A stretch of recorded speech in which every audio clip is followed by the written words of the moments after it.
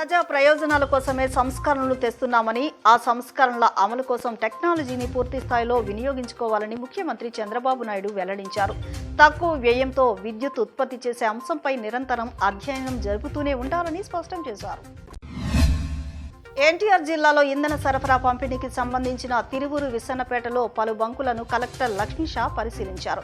కొండపల్లిలో చమురు కంపెనీల లేఅవుట్లలో స్టాకును పరిశీలించి వివరాలు తెలుసుకున్నారు.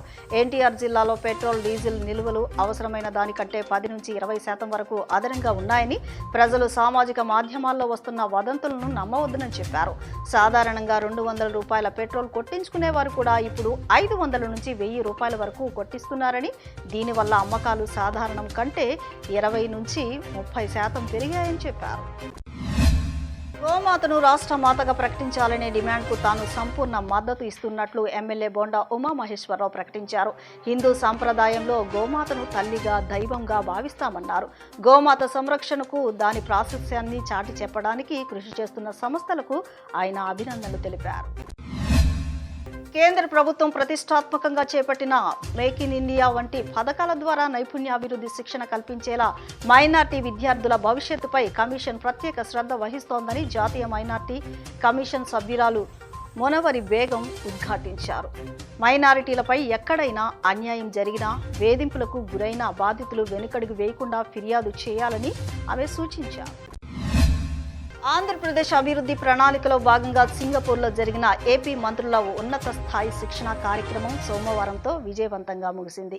7వ రోజున సింగపూర్ ప్రభుత్వ డిజిటల్ పరివర్తన, పౌర సేవల్లో సాంకేతికత వినియోగంపై మంత్రుల బృందం సమగ్ర అధ్యయనం చేసింది. సింగపూర్ పర్యటనలో ఏపీ మంత్రులు కింజారపు అచ్చెన్నాయుడు, బీసీ జనార్దన్ రెడ్డి, వంగలపూడి అనిత, సత్యకుమార్ యాదవ్, అనగాని సత్యప్రసాద్ ఉన్నారు. ఉపాధ్యాయుల సమస్యలు పరిష్కరించడంలో ప్రభుత్వం నిర్లక్ష్యంగా వ్యవహరిస్తోందని ఫ్యాప్టో చైర్మన్ లంకపల్లి శ్రీనివాస్ ఆగ్రహం వ్యక్తం చేశారు. అధికారంలోకి వచ్చి 2 ఏళ్లైనా ఉపాధ్యాయుల సమస్యలు పరిష్కరించడం లేదన్నారు. 12వ పీఆర్సీ కమిటీని వెంటనే నియమించాలని, 30% ఐఆర్ ప్రకటించాలని ఆయన డిమాండ్ చేశారు. విద్యాశాఖ మంత్రి, అధికారులు వెంటనే ఉపాధ్యాయులను చర్చలకు పిలిపించాలని ఆయన కోరారు.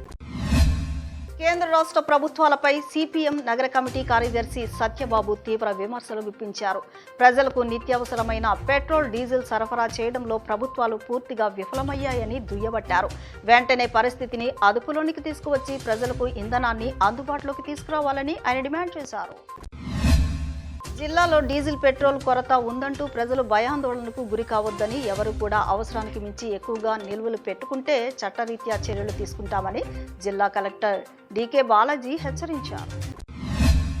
మధ్యాహ్న భోజన కార్మికులకు కనీస వేతనాలు చెల్లించాలని సిఐటియు నాయకులు దయా రమాదేవి డిమాండ్ చేశారు. సెంట్రలైజ్డ్ కిచెన్ కోసం లక్షల రూపాయలు ఖర్చు చేస్తున్న ప్రభుత్వం కార్మికుల సమస్యలను పట్టించుకోవడం లేదని, ఇది దారుణమని అన్నారు. కార్మికులకు ప్రమాద బీమా సౌకర్యం కల్పించాలని డిమాండ్ చేశారు.